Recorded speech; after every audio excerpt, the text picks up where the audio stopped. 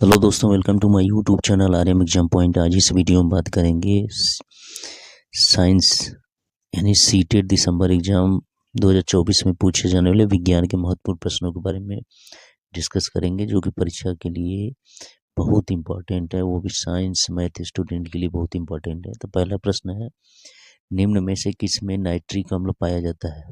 पके फलों में, शीरा में, खट्टे फलों में, दूध में। तो नाइट्रिक अम्ल किस पदार्थ में पाया जाता है? वो पाया जाता है शीरा में पाया जाता है, यानी पहला का दूसरा ऑप्शन सही हो जाएगा। दूसरा, अनेक अम्ल हमारे खाने के पदार्थों में विद्यमान रहते हैं। इन पदार्थों के रूप में हम बहुत से अम्लों को खाने के काम में लाते हैं। निम्न में से कौन सा अम्ल व खाद्य पदार्थ का मेल सही है? खट्टा दूध टार्टरिक अम्ल, अंगूर सिट्रिक अम्ल, सिरका एसिटिक अम्ल, नींबू टार्टरिक अम्ल। तो मेल इसमें कौन सा सही है ये पहचान हम लोग को, तो ये तीसरा वाला सही है कि जो सिरका होता है उसमें एसिटिक अम्ल पाया जाता है। नेक्स्ट आते हैं, तीसरा सही कथन का चयन करें। पहला CH3OH एक दुर्बल अम्ल है, दूसरा HCl एक प्रबल अम्ल है, तीसरा H2CO3 एक दुर्बल अम्ल है, चौथा उपरोक्त सभी कथन सही है। तो तीसरा का सही ऑप्शन चौथा होगा, सभी सही है। चौथा है, निम्न में सूचक के रूप में प्रयुक्त किए जाने वाला यौगिक है? Potassium hydroxide, phenolphthalein, sodium hydroxide, hydrofluoric अम्ल। तो सूचक के रूप में किसका प्रयोग किया जाता है?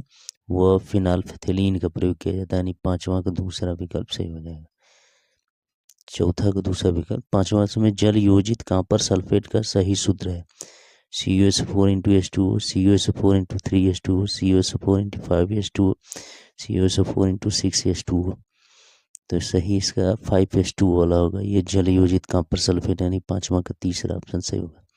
छठवां, तांबे के बर्तनों में खट्टे पदार्थ इमली नींबू आदि नहीं रखना चाहिए, क्योंकि पहला, तांबे के बर्तन में रखने पर यह पदार्थ कड़वे हो जाते हैं। दूसरा, तांबे से अभिक्रिया करके उनका संक्षारण करते हैं, तांबे के बर्तन को काला कर देते हैं। चौथा, तांबे के बर्तन में रखने पर ये पदार्थ सड़ जाते हैं।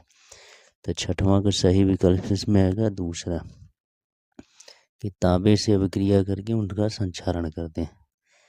नेक्स्ट आते हैं, सातवां प्रश्न, निम्नलिखित में साधारण लवण है? NaHSO4, NaHCO3, Na2SO4, KHSO4। तो साधारण लवण इसमें कौन है? वह Na2SO4 है, यानी सातवां का तीसरा विकल्प सही होगा। आठवां, अम्ल वर्षा संबंधित असत्य कथन है? पहला, अम्ल वर्षा से मृदा की अम्लीयता बढ़ जाती है। दूसरा, अम्ल वर्षा से जीवों की भूख अधिक हो जाती है। तीसरा, अम्ल वर्षा से त्वचा व दमा रोग की संभावना बढ़ जाती है। चौथा, उपरोक्त सभी। तो असत्य कथन इसमें से पहचाना है, कौन सा असत्य है? तो दूसरा है, अम्ल वर्षा से जीवों की भूख अधिक हो जाती है, ये गलत वाक्य है। 8 का दूसरा विकल्प सही होगा। 9वां है, जब वर्षा जल में अम्ल की मात्रा अधिक होती है तो यह वर्षा अम्ल वर्षा कहलाती है। इसमें कौन से अम्ल होते हैं? कार्बनिक अम्ल, सल्फ्यूरिक अम्ल, नाइट्रिक अम्ल, ये सभी। तो उसमें कौन कौन से? ये सभी अम्ल पाए जाते हैं, यानी चौथा विकल्प सही हो जाएगा। 10वां है, अमाशय में भोजन के पाचन के समय उत्पन्न होता है? NaOH, NaCl, HCl, CH3OH। तो अमाशय में भोजन के पाचन के समय कौन सा अम्ल स्रावित होता है या उत्पन्न होता है? तो वह होता है HCl। 10वां का तीसरा विकल्प सही होगा। 11, शुगर चीनी उद्योग में प्रयुक्त पदार्थ है? KOH, MgOH2, NaCl, H2CO3। तो शुगर उद्योग में प्रयुक्त पदार्थ क्या है?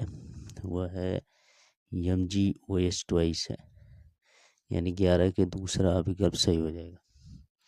नेक्स्ट आते हैं 12वां प्रश्न, हाइड्रोक्लोरिक अम्ल एवं सोडियम हाइड्रोक्साइड विलयन की उदासीनीकरण अभिक्रिया से बनता है? Sodium chloride, chlorine, carbon dioxide, hydrogen. तो क्या बनता है? वह सोडियम क्लोराइड बनता है, यानी पहला ऑप्शन इसका सही है। 13, किस पदार्थ द्वारा फार्मिक अम्ल से उत्पन्न त्वचा जलन को शांत किया जा सकता है? Na2CO3, NaHCO3, NaOH, Na2O। तो किस पदार्थ द्वारा फार्मिक अम्ल से जो उत्पन्न त्वचा जलन है उसको शांत किया जा सकता है? तो होगा तेरे का दूसरा विकल्प सही होगा NaHCO3। 14वां है साबुन निर्माण में प्रयुक्त होने वाली सामग्री के मुख्य घटक हैं वसा एवं NaOH, धावन सोडा एवं HCl, वसा एवं HCl, एल्कोहल एवं HNO3।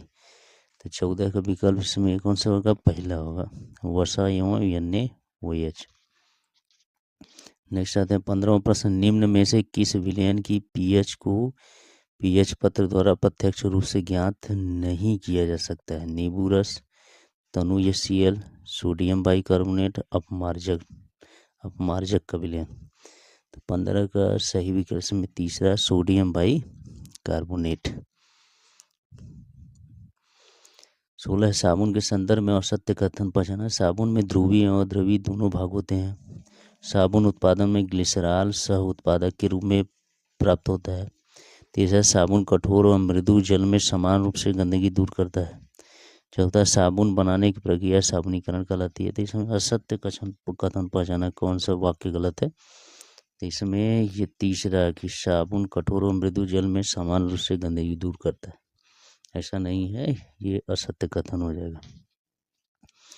17 प्रश्न आते हैं, सुमित के रेस्टोरेंट में शीतल मृदु पेय की कुछ बोतलें हैं, लेकिन दुर्भाग्य से वे चिन्हित नहीं है। किसी ग्राहक को क्षारीय पेय देने के लिए वह बोतल की पहचान कैसे करेगा? अनुमान से, रंग देखकर पहचान करेगा, लाल लिटमस पर प्रयोग करके पहचान करेगा, नीले लिटमस पर प्रयोग करके पहचानेगा। तो कैसे करेगा? क्षारीय पदार्थ है, तो क्षारीय पदार्थ के लिए क्या करना पड़ेगा? लाल लिटमस पर प्रयोग करेंगे तो वह नीला हो जाता है, तब इससे पहचान करेंगे। यानी 17 का तीसरा ऑप्शन सही हो जाएगा।